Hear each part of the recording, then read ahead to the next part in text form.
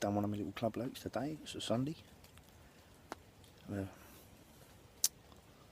Worked yesterday, I just had to get out. Never went out last weekend. It crippled me. But then, well, I say that, I was a bit overdone from my week-long session, so I think it was just all the driving just absolutely took it out of me. So, down here, both rods, Bloodworm X, one on a Cork Dust pop-up, one on a bottom bait. The rigs I showed you in my last video. So, yeah, could be good. I mean, they're not huge in here, but they're lovely, lovely fish. So, very quiet. I haven't seen too much yet, but still early. Got the shelter up. It's raining on and off.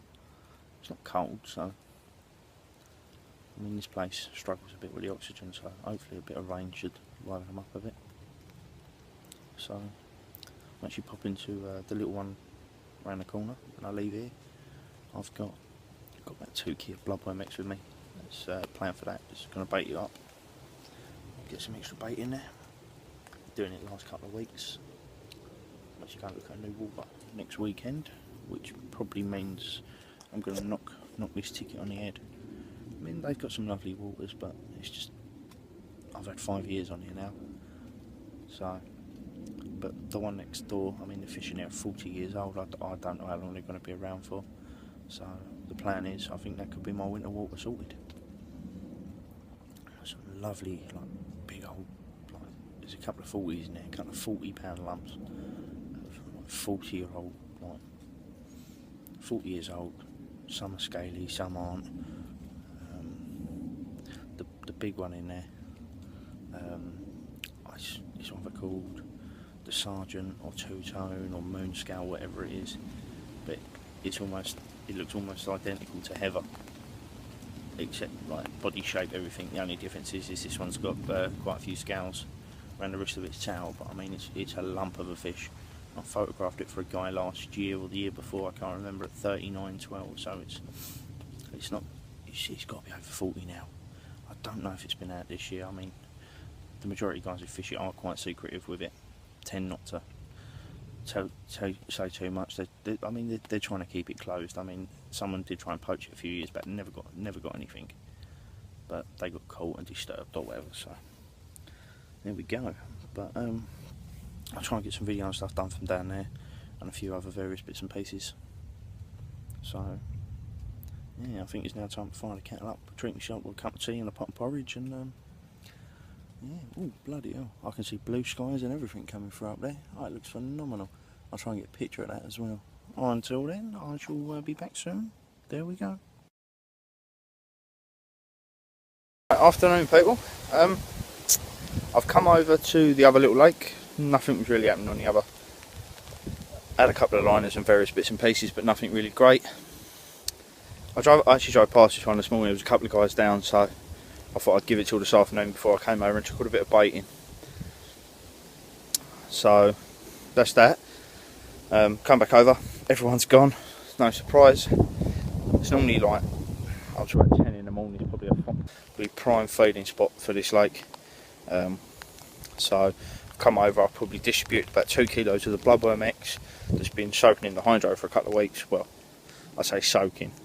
I did my little trick of putting them in a freezer bag, glugging them up with a hydro, sticking it in the freezer, and then as they thaw out, they actually draw the hydro in. So I baited up a few little areas with a plan to come back and maybe fish it not next weekend, maybe the weekend after.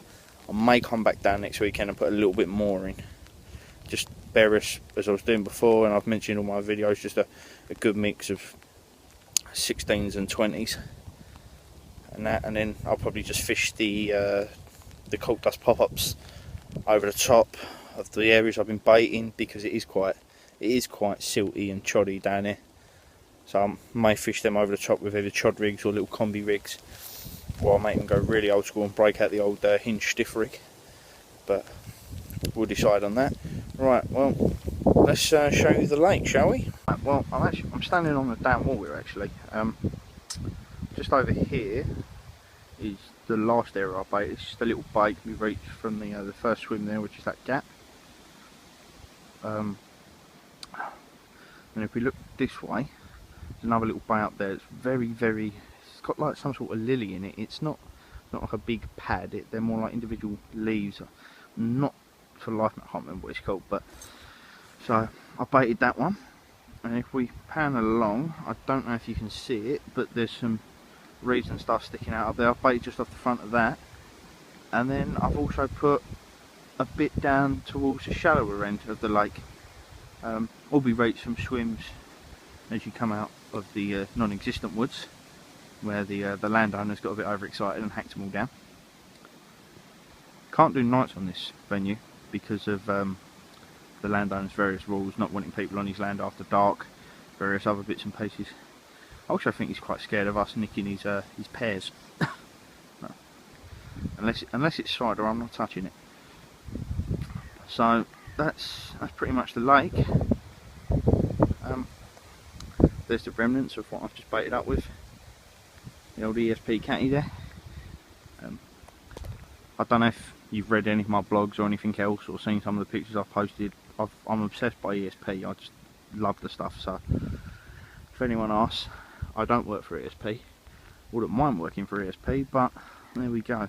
Right, that's me, and I'm off back to the car through the mud and slops. Adios.